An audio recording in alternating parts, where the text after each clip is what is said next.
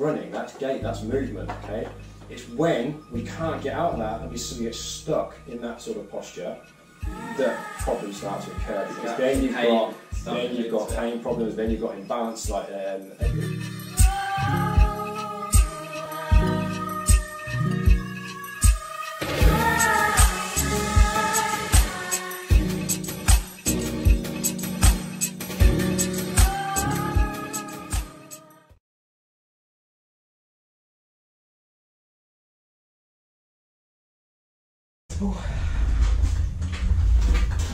Yep. Okay guys, welcome back to the Tier 1 show. This is episode number 2, I believe. So, this week we're talking about how structure is the key to success. It is. Last week we went through quite in depth about the power of position, which is the title of the show. So, go back to last week guys and watch that again. It's really important, it's a really big part of what we do here at Tier 1. So, for today's Stu, we're talking about structure and how we use it from a rehab perspective. Yes, not looking at a training perspective, how we use it as therapists and how it works for us. So proof is in the title, and obviously this show is all about that. So structure is the key to success, there's no doubt about it, because if you haven't got structure, you can't effectively plan, you can't effectively assess, and you can't effectively know if you're improving or not. And obviously structure, it takes away all of the sort of like, you see it all the time. I use gym as an example. You see guys walking into the gym, they're like, oh, what am I going to do today? And they're looking around and, oh, that bench is busy, so I'm going to do this. Waste of time, you're wasting your time doing that. You need to have structure in every aspect of your life, okay? We have structured routine for a reason. We are creatures of habit and stuff, but it really, really is the key to sort of rehab and treatment success. So we use something here called, obviously the guys in the gym, they use something called the R7, Mike Robertson's and Bill Hartman's R7, and that's how they structured their training programs. We kind of shortened it down. We were at the lower end of the spectrum, so we use the R3, don't we, which is what? R1 is release, yeah. So we do some release work. R2 would be reset, and then R3 would be rehab. Which makes it nice and easy for us. Yeah. So I mean, this would be the plan we use following, obviously, our assessments and that sort of stuff as well. This is the bit that comes after. So this is the bit that we would give to you to take away to do at home. So your homework. So and obviously get people in the gym doing it as well. Yeah. But yeah, so the R3 really, let's say R1 release. So we'll go through it. R2 reset. R3 obviously is your rehab, and the rehab comes after the sort of reset, which is what we talked about last week. Is placing the body in the right position first. So if we just really quickly recap, remember last week, so we see most of the patients we see these days are in a position of extension because of biomechanical makeup, because the brain obviously in stress and stuff like that, and the vast majority of people we see sit into their right hip and their sort of pelvis comes forward on that left side. Now, that's fine, but if you get stuck there, obviously go back to the episode, if you get stuck there and can't get out of that, then you're obviously at some point potentially going to have a problem somewhere in the body. Now, this is the reason, again, like core stability stuff gets good success but not great success, because a lot of rehab programs don't take into consideration position, and that's what we do here. We're looking at being able to, R1, release tight structures, so then people can actually start to have the option of start moving, reset the body, so then we can put this body back, take it out of that, into that to give them their options back. So we give them rotation back in the body, so people can start to move and rotate. They can actually rotate at the hips, they can rotate, they can get out of that position, get to the other side, and they can actually move more efficiently. Yeah. So it's worth mentioning as well with the pelvis. This is always in the back of our mind whenever we do anything. Yeah. The question is always how is this going to affect position, and how are we going to keep someone in the right position? Yeah. That's always sort of what we have to, the tick box, like say, we sort of bear in mind at the start. Once we get your position back, we have to then lock you and keep you in that right position, keep you with those options, and that is rehab in itself. So yeah, two things we look at: pelvis and rib cage position.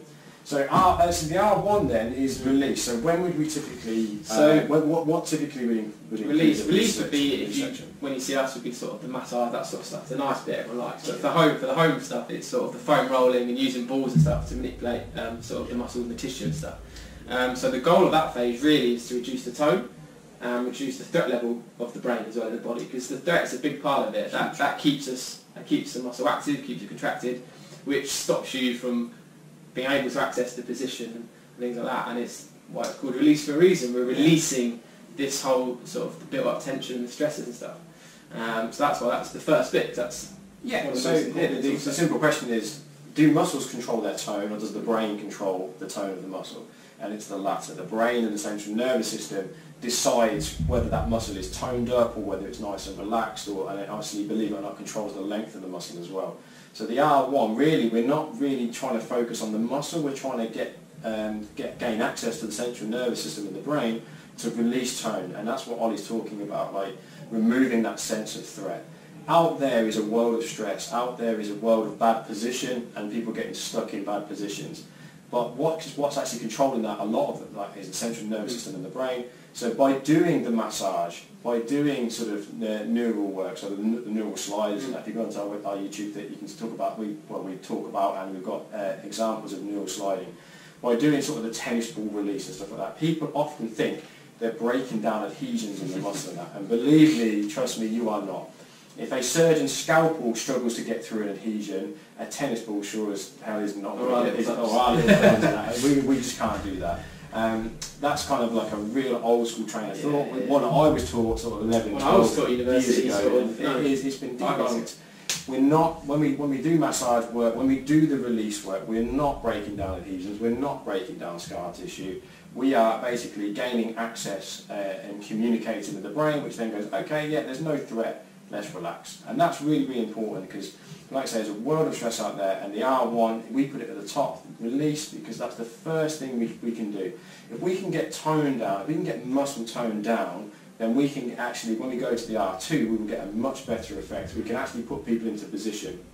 Because by reducing tone, we're then not having to fight tightness and fight this sort of perceived sort of muscles being switched on and stuff like that, and fight threats in the body to actually gain that back.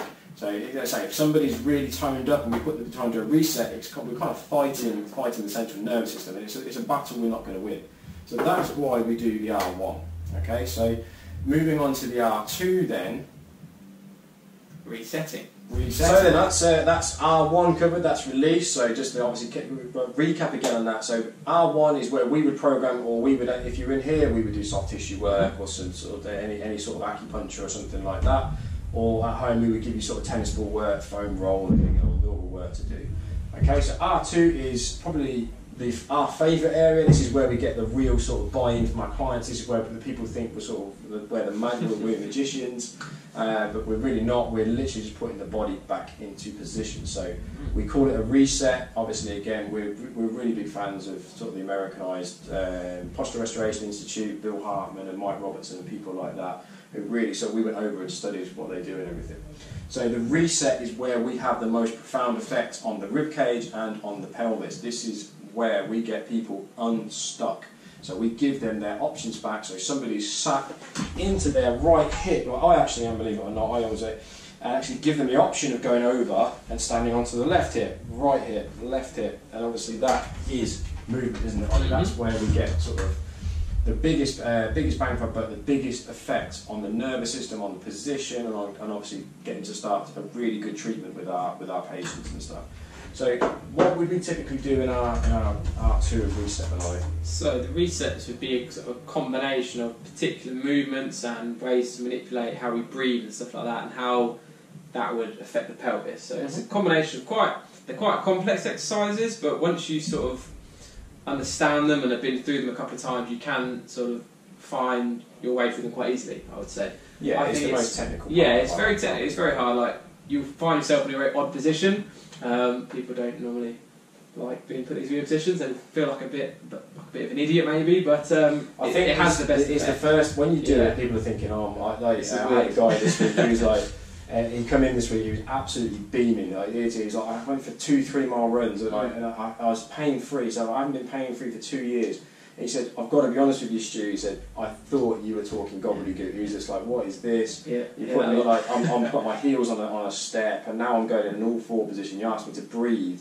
The problem's it's not here, my problem is in my knee. And it's like, yeah, trust me, it was almost like a situation where it was like, he was so like downhearted by what I was doing. It was like, look, I'll give you your money back if you don't, if this doesn't work. And he came in and he was absolutely beaming. But you're right there. I think this is where the first time we ask patients to do it, they're a bit like, what? What's this? What's this? But then obviously when they see the difference, it's my definite favourite part of any treatment. And I think it gives you that instant result that people love at the minute, don't they? Like, so people can't touch their toes, and all of a sudden we do 5 breaths, and it's like, oh my god, I can touch my toes. And in the sort of world we live in, instant results are fantastic, which is what this helps to give. I mean, it doesn't fix your pain instantly. Don't get me wrong. I'm not saying that, but it does give you more of an instant result than, for example. So our goal with the reset is to get obviously improved breathing, because breathing, believe it or not, is movement. If you can't breathe, if you can't move air into the back of your body, you cannot touch your toes. That is a physical impossibility. So, but if somebody's like, if that's the aim of the someone to actually touch their toes or improve flexion in the body, we have to get air going into the back. You can stretch your hamstrings all day long. You can do all the hip work. If you can't get air into your back end of your body, you are not going to be able to touch your toes. Now, this bit here, the reset, is really, this is where we're giving you that position and putting you in the correct position and giving you your options back, so then you can actually then move on to the R3, which is your rehab, and that's where we actually then look to really hone in on your issue and hone in on sort of tissues around, in tissues that have been injured, or if you've got a knee problem, if you've got a hip problem. That's when we'll go sort of more specific with what we're doing.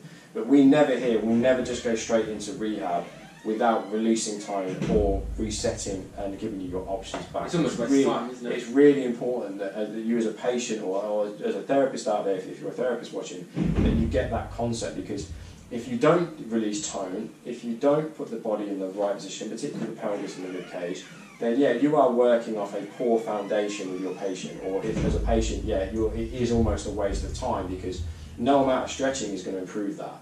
No amount of sort of like strength work is going to improve that. You really have to go over the targeted specifics and know truly what a reset is and how to sort of apply a reset. And obviously we're going to talk about assessments and what we see in our patients in the next episode, I believe.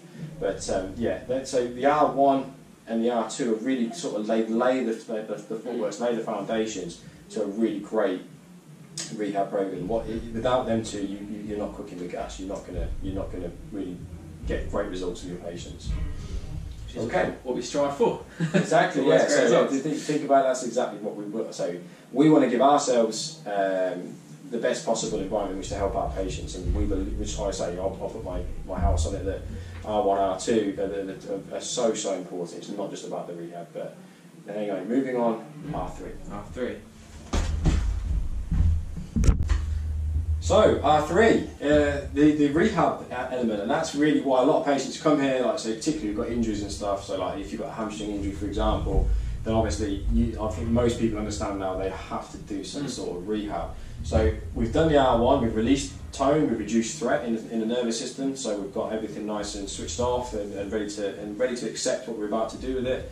The R2 is obviously our favourite bit, the reset. That's like sort of magic to patients and stuff like that, and that's where we're really laying a solid foundation for a successful rehab outcome. So just remember, go back to structure is the key to success, and that's what we do with our patients. We apply rigid structure in what we do with them. So rehab, so you've got a great position, you've got your movement options back, there's tone down, everything like that. Now you're good to go. Now we're going to give you specific targeted exercises to improve you and get you back to your sport, get you back to health, get you back to just simply out of pain or feeling good. So the rehab bit, again, we really sort of go after progressions and regressions, and our name is Tier 1 Training and Rehabilitation Systems. We have a system of exercises that we use. They're proven, they're evidence-based, and in our experience, they're the best exercises out there for sort of any sort of injury. So again, we go back to your hamstring injury, so we go through a list of progressions. Probably week 1 you'll probably be on the floor, we're doing some very basic exercises, and obviously as you progress we then get you onto all fours, kneeling, obviously standing up, doing sort of front line movements, so straight line movements, stuff like that, or straight line strength work, and then we'll then start to include some sideways movements, some rotational movements. So even our rehab section is sort of, everything's really considered, really thought out and laid out in a structured way, so that then you can get back to playing sport, you can get back to being healthy and everything. So that's pretty much it in a nutshell, isn't it? That is getting you back. We've unlocked this movement, we've unlocked all this stuff from the first 2 phases.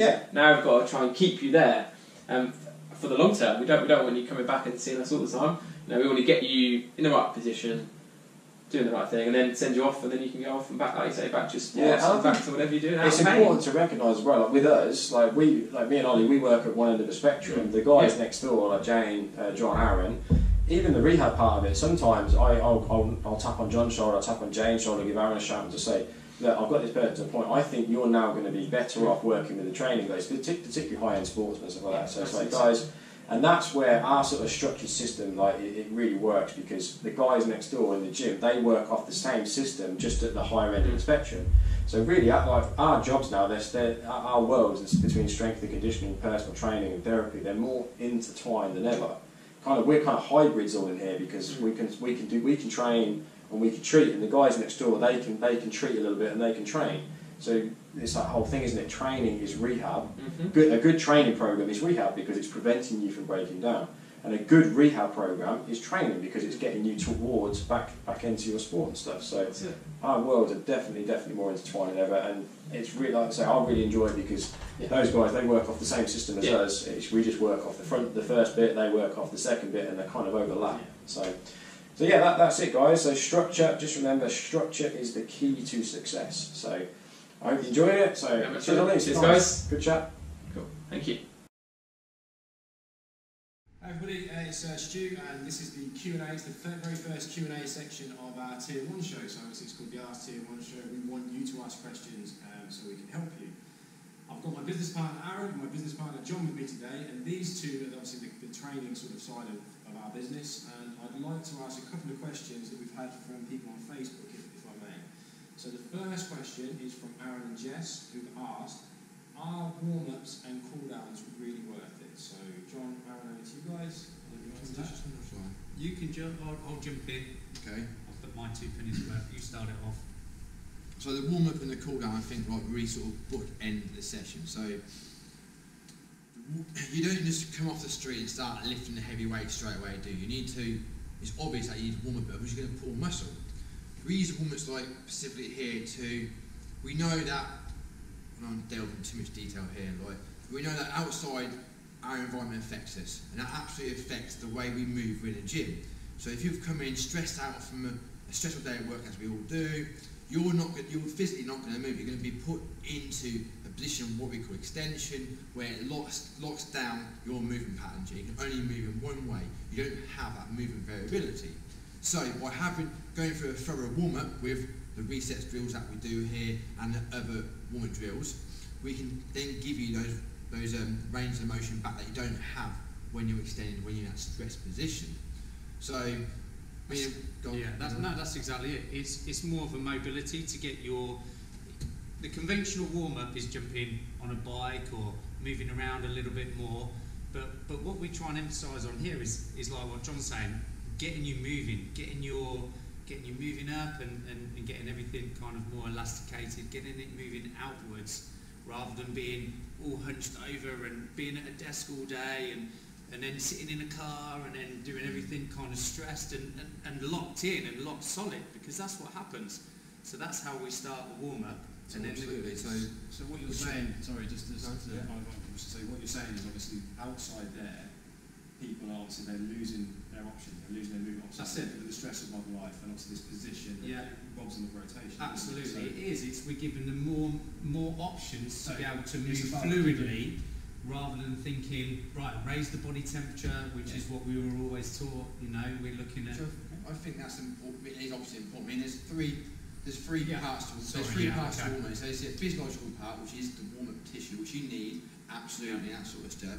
You've got a biomechanical part of it as well, where you're basically using your newfound range of motion from your reset drills. So basically, you might not be able to touch your toes when you walk in. You do your reset drills, you do warm-up drills, you can now touch your toes, which we all know is really, really important.